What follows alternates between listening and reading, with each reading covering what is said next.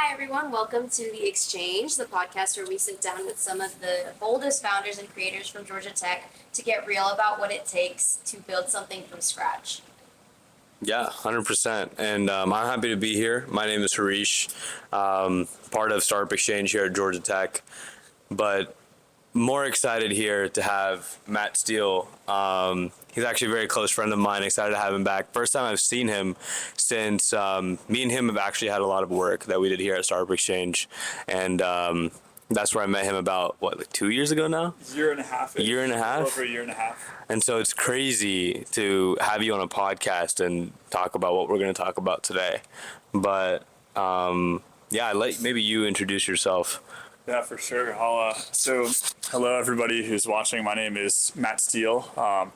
I recently graduated from Georgia Tech, and for the final 2 years of college, I spent most of my time not in classes, not studying, just trying to build a company, and specifically just a company where people actually use the product, not just something enterprise. And I launched probably about 16 or 17 different things, and 3 of them ended up actually getting people that really used them. And then one of them ended up being the company that I started called Catchr, which I recently sold about a month ago.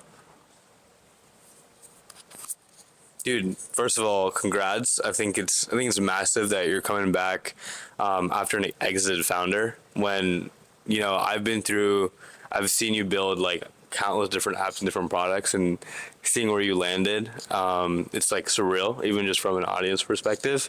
But for someone who hasn't had the privilege to like meet and build with you, maybe Anvi, if you had like questions on like how his journey was, and I can maybe provide the insight from a close audience member what that was like.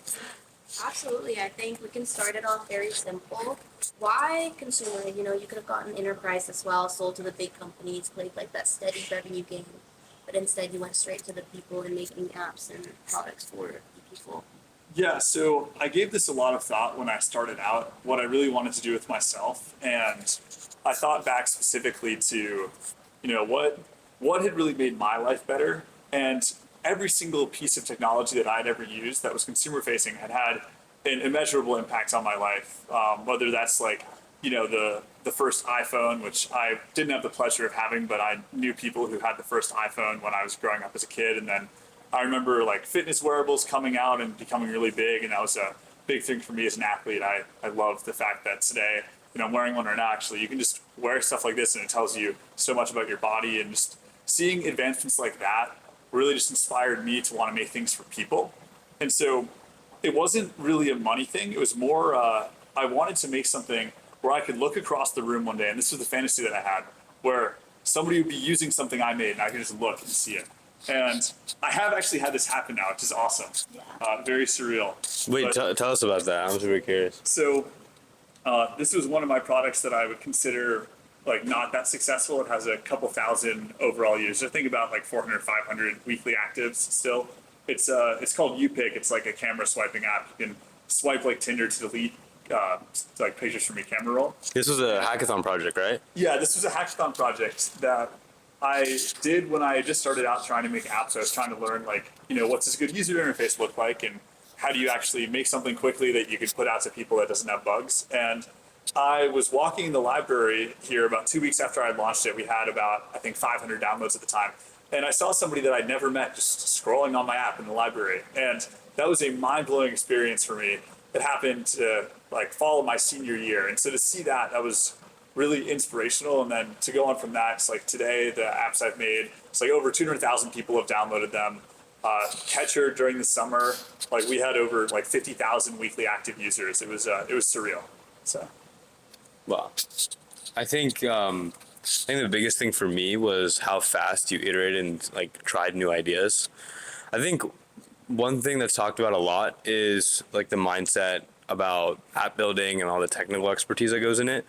But I kind of want to dive into like the mental, like what was going on in your mind and like the social aspect of building. I feel like that doesn't get talked about a lot, because one thing that I really appreciate about you is the fact that like we could still hang out. And I mean, I still remember you and Ben's birthday party. Definitely, well, I remember most of it, but I mean, it was like it's super fun, and you never let go of being a college student. But at the same time, I think you were very honed in on what you wanted to do. So like, maybe tell us a little bit about that. Yeah, I mean, I think that time management is super important. I do believe you can only do a few things at once. One thing that I did sacrifice a lot of social parts of college in my last year and a half, especially my final semester, which is when it was about April, and then that's when Catchr started actually taking off. It was about a week before I graduated, and so I missed a lot of the things that I would have loved to do as a senior in college, just graduating. You can only go like to senior night once at all these places, and it's like I did miss some stuff like that. But for the most part, I just ruthlessly prioritized what I wanted to do with my time, and so it's like if I knew I wanted to see my friends, I knew, okay, the semester is 3 months long. It's like I work a lot, so I'll only have probably 3 or 4 opportunities where everyone will be actually free. And so I just made sure that when I did have time, I made it the best time possible. And so I would either host stuff myself, or I would make sure that I organized something big where I'd be able to see people. And that way it didn't feel as lonely while I was building stuff. And it did feel lonely at times. Like a lot of people that I knew earlier in college, just like a lot of them, we didn't hang out as much when I started building stuff. It wasn't something that was really easy to understand for a lot of people I grew up with as well. So created some divide there. But I just, I tried my best to like maintain things as I was working on myself. And past a point, there's only so much you can really care about the opinion of the external world. So It sounds like you had an incredible experience like throughout your time at Georgia Tech. Then like building, especially with Catchr, you said it took off only very like recently, right before when you were about to graduate. So, is there anything about the process that you wish you would have been able to change, or any regrets that you had during that entire time of your ooh, college career? well, actually, I have a few good ones for this. So it's the grass is always greener fallacy, which is I wish that I could know what I knew today a year ago. Because if I did, I feel like everything I would have done would have been way, way more successful. It's like you aren't going to know things when you start out. And, with that sort of grass is always greener opinion in mind, it's like you have to think, okay, well, what can I change and what can I change? I can't change the year ago. I didn't know how a lot of the things worked for like building a good consumer product, or how to get people to actually download your app from TikTok, or, how do you get actual natural growth of somebody using your product and going, oh, like I want to invite my friend to this. I didn't know about any of that stuff really at this time last year. And, you can't punish yourself for what you don't know. And so the best thing that you can do is just iterate really quickly to be able to find as much out as possible, and then surround yourself with people who also know things, and you're able to move a lot faster. I think one thing that a lot of people don't know about you was that with the amount of apps you built, you'd think that someone like you would have crazy technical experience like the minute they jumped into college. But I think like what a lot of people don't know is that you actually came to Georgia Tech as a D1 athlete, did you not? I did, yes. So I came into college without knowledge of coding or any of this stuff. I famously, I don't know if you might remember this, but I did not know really what a startup was until I was about 21. Like I was turning 21, and I just learned about Startup Exchange and this place and what people do, and the fact that there are people out there that can permissionlessly create things for the world. It had just never been a part of the world that I had seen until that. And so I really got exposed to all of that in college. That's surreal. I had no idea. So, what was that shift like for you? Like, when did you start realizing that that was something you were interested in? And what was the process like for you to start teaching yourself? Yeah, I mean, initially it all started out when I was a second year. I was still swimming at the time. I ended up having some injuries, and so I medically retired after my second year. But I needed to get an internship because my parents were complaining that I didn't have one. And so I was like, okay, well, how do I get an internship? I'm a CS major. And so I had been coding in classes and stuff, but I never built anything outside of that. And so I had to sit down and I had to build some projects to fill out my resume, because otherwise it would have been totally empty. I had no experience, nothing. And so that's when I first started understanding, you can build things. And that was probably near the end of my second year. I ended up getting one internship offer after probably 1,000 applications that year, and ended up going to there for the summer. And while I was there, I just kind of continued tinkering on stuff, because I realized I started to make the connection. It's like, oh, the thing that I make for my computer that, we might use on this like random old piece of audio equipment in my parents' house, other people could use this too. And when I had that realization is when I started looking into how do I take something I've made and really put it out there.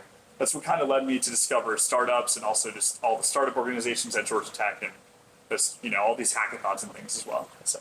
I think you touched on an important point, especially now being like fall peak recruiting season. A lot of kids at Georgia Tech are like hungry, fiending for internships.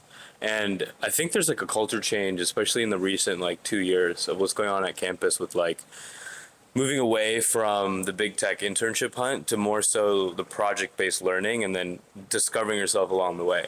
And so, I mean, from someone that's gone through both, you've done the big tech internship and you've built the products, that you've learned skills over time. What's like the mindset shift like? Like, how do you convince yourself it's a rabbit hole that's willing to go down to? Yeah, I think that's a really interesting one. I feel like a lot of people I knew when I was back in school and just trying to work on stuff, and I did also intern all this like my second and third year summers when I was in college, just trying to get traditional experience because I wasn't sure yet what I wanted to do. And one of the things that I noticed is a lot of people, they will get the internship that they want, and then their effort kind of just stops. And it's puzzling to me, at least, because maybe in some ways I came from behind, not really having coded before college. I don't necessarily think that's true. I think that starting in college is good, but it's like a lot of people I know, it's like you have this wonderful opportunity when you're between 18 and 22, 24, right? Where you can drastically increase the amount that you're able to learn and the process by which you learn. And so cutting yourself off early when you get the internship you want probably isn't the best long-term approach. And I think that people should always try to be tinkering with technology they find interesting. And that's actually where a lot of my projects initially came from. It wasn't necessarily a point of, oh, like I want to make something for a million people. That sort of desire came later. But what really started me out is I was just genuinely interested in being able to make a system where I could remotely control an old audio amplifier from, the 1980s where they don't have any digital signals. Like my first ever project, I made a system that would convert digital signals into analog. And then I had a server that was running on like a really small computer, and I could access that server with post requests to be able to turn up and down the volume. And I did that out of sheer curiosity. It wasn't necessarily to build something for a million people. And I guess to some extent it was to get an internship. So, So you do think that there's certain qualities that make or break a builder. It sounds like curiosity is one of them, but what are a couple others?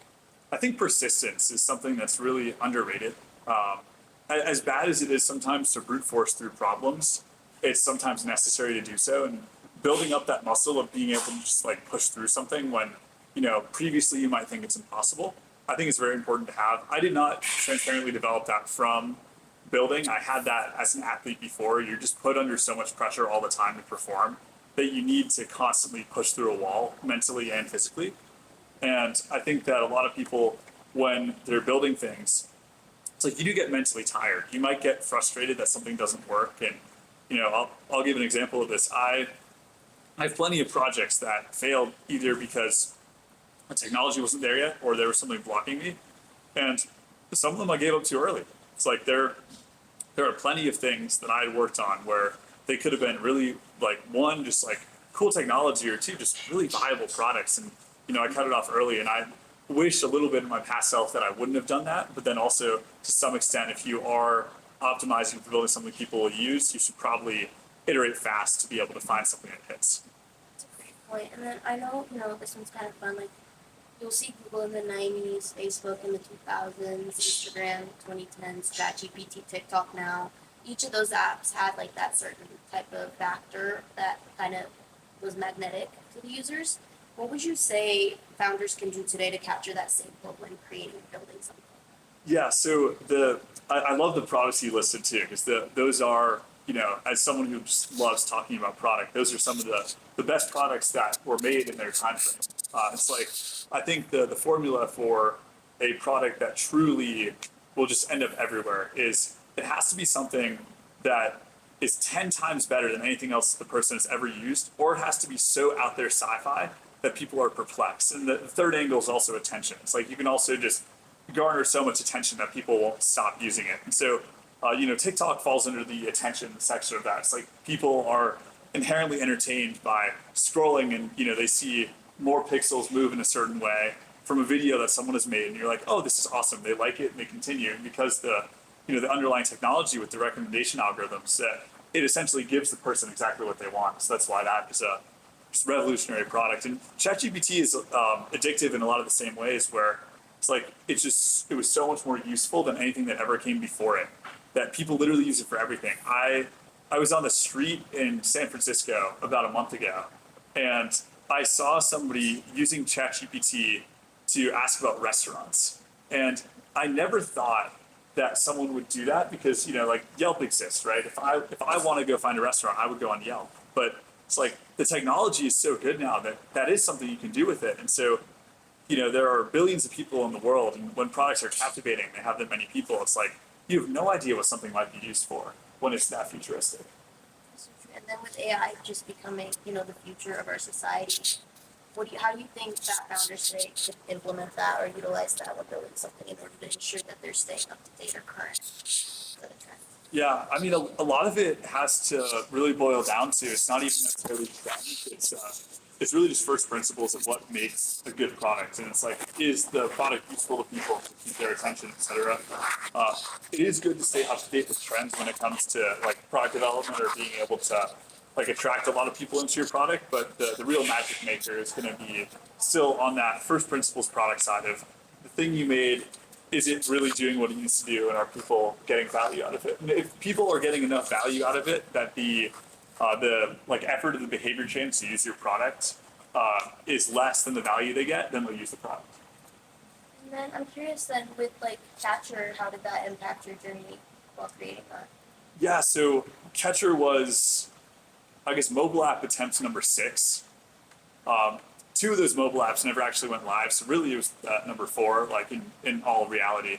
But the thing that we really emphasized with on Catchr is we wholeheartedly believed in one single flow. We believed that a person taking a picture of a fish in real life needed to feel like Pokemon. And that was kind of our inspiration behind the whole user experience. And so it's like the UI itself, you would click the picture to take a picture of a fish, and it would show a cool animation while it's identifying the fish. And then when it does identify, we have confetti pop up, there were haptics. So you get this whole like end-to-end, like very dopamine-inducing experience from just using the core feature of the product. And we believe that if we made that good enough, that everything else would just kind of fall into place, and that's exactly what happened. So. One thing I'm curious about is you said the word believe a couple times, and I think the way startups are fundamentally taught, which I don't fully agree on. I don't think startups can be taught in a classroom, but we used to learn this thing about lean methodology and agile methodology when it comes to startups. Like, do your problem discovery, do your customer discovery, test, and then go build. How do you think that's changed in recent times, and especially with your progress on Catchr, where it was more of build, believe, sell? How would you say the method has changed? Yeah, I mean, I would say it was believe, build, sell. The way that we came up with it was, me and my business partner at the time, we sat down and we wanted to figure out, okay, it's like, what can we make that hasn't been done before that would be an amazing experience for somebody? And to some extent, it is really hunch based, right? Like we guessed that a Pokemon style fishing app was going to be something that people would like. And we had other guesses too. Like we had other potential products that we were going to build. And our process was, it takes so little time to actually build and test something today that we're just going to spend a week, put this out there. And if we see traction in the first week, then we'll keep working on it. If we don't see traction, then we kill the project. And because in consumer, you're able to work in a kind of permissionless manner where you don't have to go talk to 100 enterprises to sell your product. You're not working with people who have these long sales cycles. You're able to iterate very, very fast. And so we knew, maybe not on day 1, but probably by about day 3, we were almost 100% certain that it was going to rip, because we saw when we launched it, we put it out there, we put a few videos on TikTok, like no ads or anything, just fully organic. And we just waited to see what would happen. Our first day, we got, I think, 13 downloads. The next day, we got 25. All organic. All organic at this point. Then we got 50, and we aren't like posting more content in this time frame anyways. Like it's just literally from the app itself and like those first couple of videos, which got like a couple thousand views at the very beginning. I think the one peaked at like 100K before we took it down. No, I'll get to that in a second. So day 3, we see 50 downloads. Day 4, we see 250, and then day 5 we see 500. Day 6 we saw 632, and we were like, oh my god, like we found something. It's like when you start to see that exponential growth early on, it's like you knew that you were on something. And so we took the videos down because we didn't want too many people to go into our, at the time, like not the best product, like we hadn't worked on it for that long. So we took the videos down and we worked for like a week just to get the product in a good spot. And then we put it back up. And when we put it back up was when it actually blew up. Like the videos the one ended up going to 18 million views organically. Another one got to 12, and the rest hit like the a couple million range out of those original 5, which was insane to see. It's like the concept on TikTok went just as viral as the app itself, and that really helped us drive growth. But we started seeing crazy numbers, and at that point, like, from the very first line of code to that point was maybe like 17 days. Wow. And so you knew, like we knew immediately. The feedback loop is so short relative to the grand scheme of things that it's just it's a great way to play the game. That's incredible. So I guess for like the builders or the like everyone who's watching, that's basically like the idea of starting a startup seems so daunting, and oftentimes people are just like, go start, like go build. How real is that from like your perspective? From my perspective, I would say that's pretty real. I think if you're going B2B, it's going to be a little bit slower or longer of a game. It's like you're going to have to sort of have yourself more put together. But if you're launching products that just get accessed by people online, you don't really need to sit and ask. It's like, oh, I need to do this thing. It's like, oh, can I? Sorry, I misspoke. But I think like it is pretty permissionless, and I think that a lot of people get scared to start because they're scared of the outcome. And I was like that at one point too. I was scared that my first product was going to fail, and it did. The first thing I ever made flopped terribly, and that's okay. You have to. Sometimes in life you realize like it's not about that first product, and a lot of people think that like there's some stigma or judgment attached with trying and failing. And I think the best advice that I could ever give is you just have to ignore the stigma and you just have to keep on trying, because as long as you're learning from the failures, then you're fine. And so I see no reason why you shouldn't be able to start today and launch tomorrow type of thing. So how did you keep pushing after that first failure? I mean, I remember as you were building and like how you were pushing through, and it just seemed like you were always looking at the next thing. And so how do you develop that kind of outlook? And just, I guess, for you, when there was no, I guess, like certainty of that this was going to hit, the next thing was going to hit, how do you just keep going? Yeah, I mean, this will be a really goofy metaphor, but it's kind of like gambling, but you're gambling with your time, and you're gambling on your own skills. So I think it's like a thing that people say where when you're young, the number one asset you have is your time. Yes, and so invest it in the 100%. right returns. So it's like you are inherently spending time trying to build something. And so if the thing fails, you've lost time, but you've also gained learnings. And so the way that I sort of thought about it was, once I knew something wasn't going to take off, I'm not going to sit there going, okay, like I'm going to try and make this work. It's like, especially with the products that I've been building, it's like they're very binary outcomes. Like either the product is entertaining to people or it's not. And with like B2B, it's different. It's like, you can be almost on point and then have to change things, and you're able to pivot into something better. But with what I was doing, it's like, since I wasn't taking outside capital and I was working in something that's very permissionless, I was able to just keep on.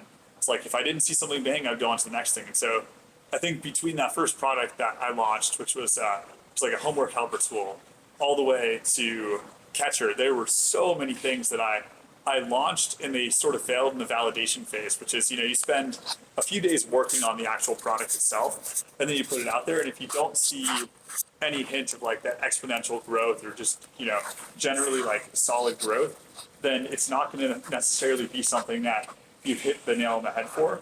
And the two options you do have there is either you go back to work and you make that thing work, or you move on to something else. And for most of the stuff that I was doing, a lot of the products sort of hit a wall because of simplicity, and so I would just move on to the next thing. I think sometimes the hard part is like, again, trying to figure out when to move on from the original idea. Mm-hmm. Do you have any like advice for like everyone watching and people that are starting to build now? Like, when they should realize like something isn't working and maybe move on to the next idea or like their next ways of building or just anything to move on. Yeah, I think my best advice on that is don't get too attached to things because all great things come to an end. Is the way that I would say it. It's like there are products that I've worked on which I'm super proud of and they've done pretty well, but I realized they weren't gonna have the return that I wanted to be spending my time on for it to be worth it, and so I moved on. I have a few products like that actually they sit today profitable. They don't like have like any outsized returns or anything. The people who use them get good value, which I like. But I think the best advice would be it's like if you're working on something and you actually launch something, you put it out there, you've tried to like post about it, you've tried to like cold DM people to use it, and you can't get traction within like a month. I would say try something new or just reevaluate your approach. Maybe even shorter now. It just depends on how fast people build. I think it takes one thing that I've learned is it takes a lot of time to develop taste, like the builder's taste. When you know it's like the time to make that split second decision of whether you keep pushing or you switch or where you end up going. One thing I wanted to ask is you mentioned earlier, which struck with me very well, about the builder's journey being kind of lonely. So like, how did you kind of push through, maybe learn from others, or what was your support system like as you were pushing through things like this?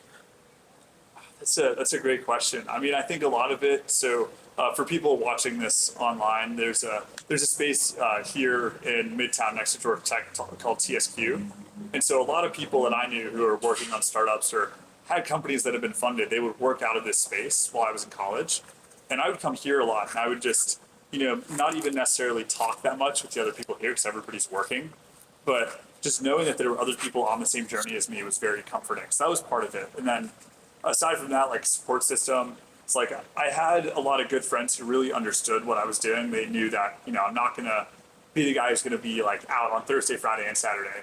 It's like you might see me like, Saturday every month or so type of thing, which I know is not the way that a lot of people want to live. But if you're building and you really want to make it, it's like I would say it's like a sacrifice that's willing to be taken. But it's like that's really how I did it. Is I just had a lot of people like that who really they understood. And so knowing that people understood made it a lot easier for me to continue pushing. Yeah. Yeah, no, that's huge. I remember I tried to coordinate my Saturdays with yours. Yes, back in the day. Yeah, back in the day.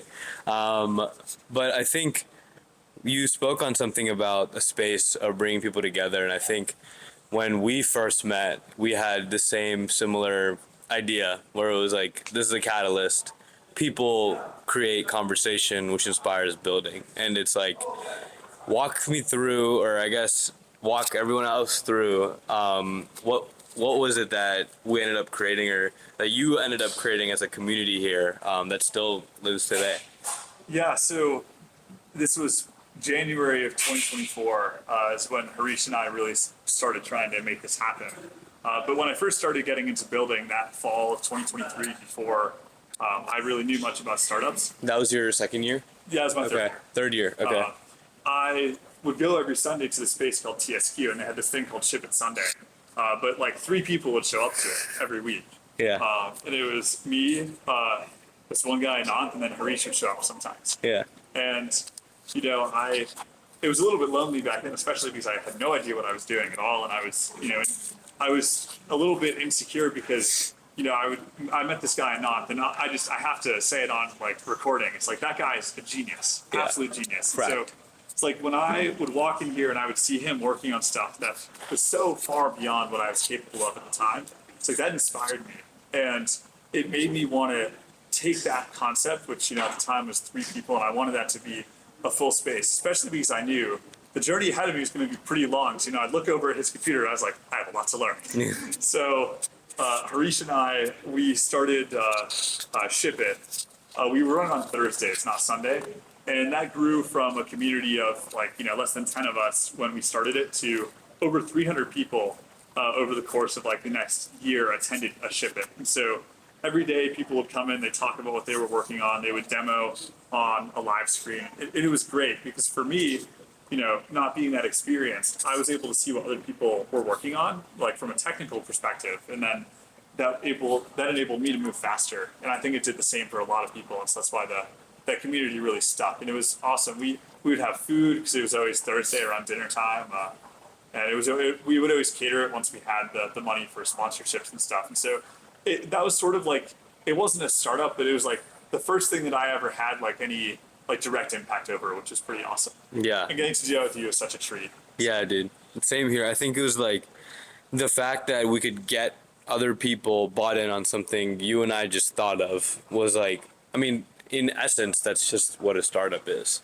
Building is essentially just getting other people sold on what you've created. And I think like that was our first taste of that, and we haven't let go since. And so Yeah, it's been quite the ride.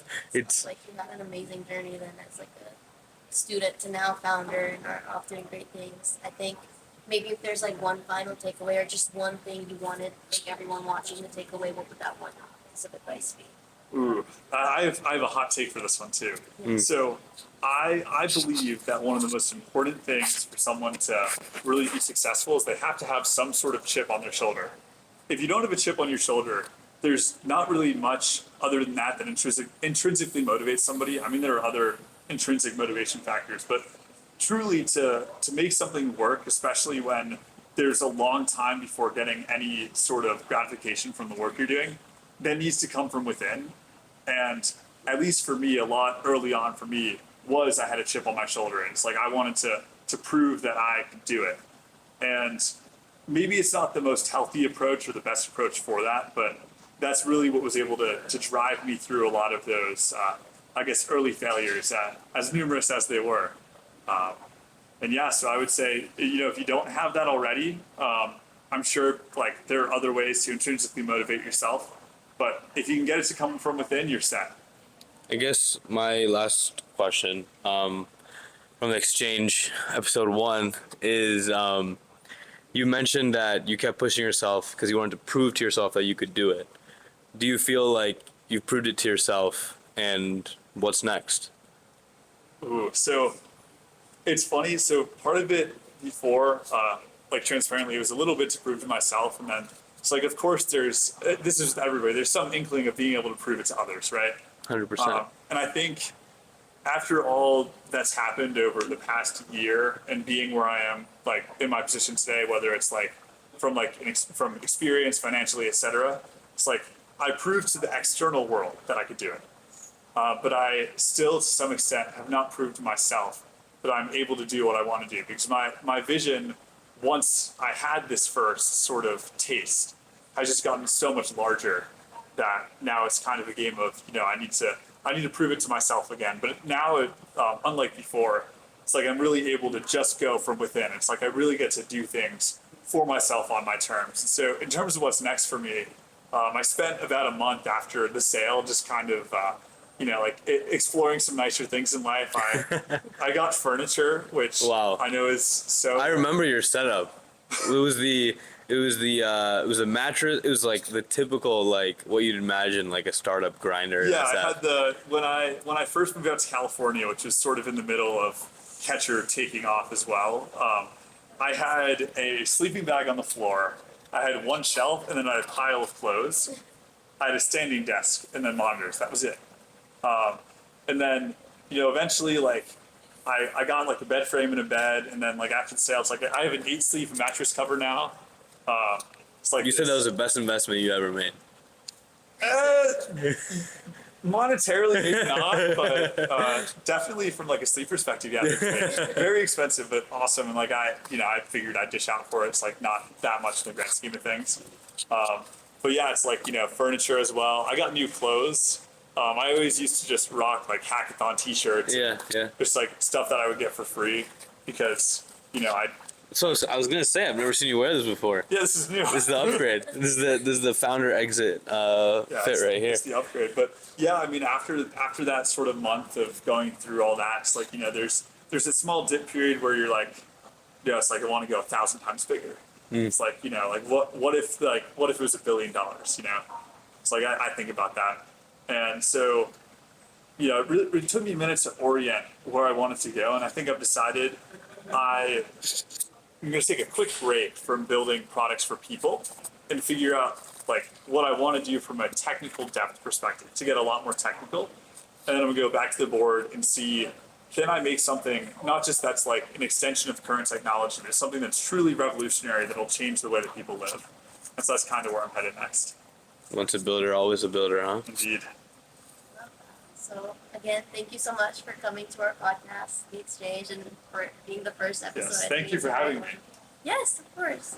I think that's everything we had for today. So definitely tune in for the next episode, and it was a great treat to have you here. Nice to have you back, dude. Yes, nice to be here. All right, thanks everybody. Thank you.